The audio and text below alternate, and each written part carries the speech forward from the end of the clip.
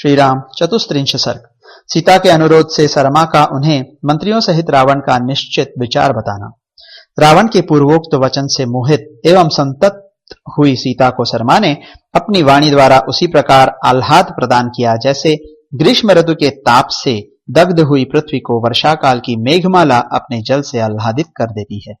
तदनंतर समय को पहचानने और मुस्कुराकर बात करने वाली सखी सरमा अपनी प्रिय सखी सीता का हित करने की इच्छा रखकर यह समयोचित वचन बोली। कजरारे नेत्रों वाली सखी, मुझमें यह साहस और उत्साह है कि मैं श्री राम के पास जाकर तुम्हारा संदेश और कुशल समाचार निवेदन कर दूं और फिर छिपी हुई वहां से लौट आऊं।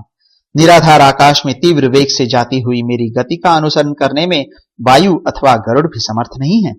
ऐसी बात कहती हुई सरमा से सीता ने उस स्नेह भरी मधुर वाणी द्वारा जो पहले शोक से व्याप्त थी इस प्रकार कहा।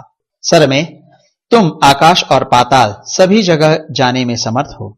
मेरे लिए जो कर्तव्य तुम्हें करना है उसे अब बता रही हूं, सुनो और समझो। यदि तुम्हें मेरा प्रिय कार्य करना है और यदि इस विषय में तुम्हारी बुद्धि स्थिर है तो मैं यह जानना चाहती हूं कि रावण यहां से जाकर क्या कर रहा है। शत्रुओं को रुलाने वाला रावण माया बल से संपन्न है। वह दुष्टात्मा मुझे उसी प्रकार मोहित कर रहा है जैसे वारुणी अधिक मात्रा में पी लेने पर वह पीने वाले को मोहित मतलब अचेत कर देती है। वह राक्षस अत्यंत भयानक राक्षसियों द्वारा प्रतिदिन मुझे डांट बताता है, धमकाता है और सदा मेरी रखवाली करता है। मैं सदा उससे उद्विग्न और शंकित रहती हूं। मेरा चित्त स्वस्थ नहीं हो पाता। मैं उसी के भय से व्याकुल होकर अशोक वाटिका में चली आई थी। यदि मंत्रियों के साथ उसकी बातचीत चल रही है तो वहां जो कुछ निश्चय हो अथवा रावण का जो निश्चित विचार हो वह सब मुझे बताती रहो। यह मुझ पर तुम्हारी बहुत बड़ी कृपा होगी। ऐसी बातें कहती हुई सीता से मधुर भाषिणी सरमा ने उनके आंसुओं से भीगे हुए मुखमंडल को हाथ से पोंछते हुए इस प्रकार कहा। मिथिलेश कुमारी जनक नंदिनी, यदि तुम्हारी यही इच्छा है तो मैं जाती हूं और शत्रु के अभिप्राय को जानकर अभी लौटती हूं। ऐसा कहकर सरमा ने उस राक्षस के समीप जाकर मंत्रियों सहित रावण की कही हुई सारी बातें सुनी।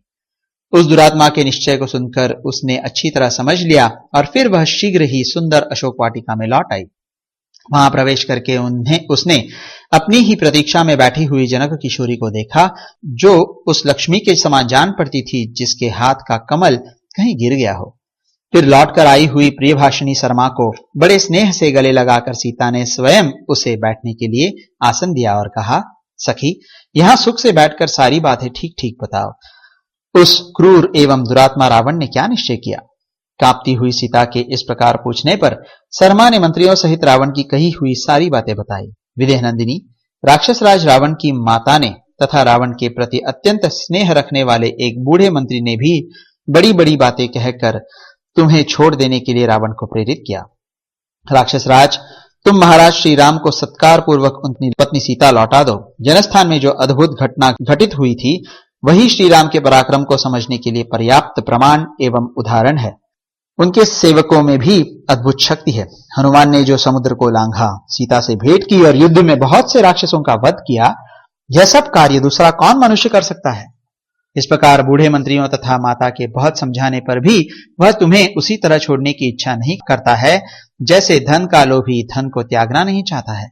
मिथिलेश कुमारी, वह युद्ध में मरे बिना तुम्हें छोड़ने का साहस नहीं कर सकता। मंत्रियों सहित उस नृशंस निशाचर का यही निश्चय है। रावण के सिर पर काल नाच रहा है, इसलिए उसके मन में मृत्यु के प्रति लोभ पैदा हो गया है।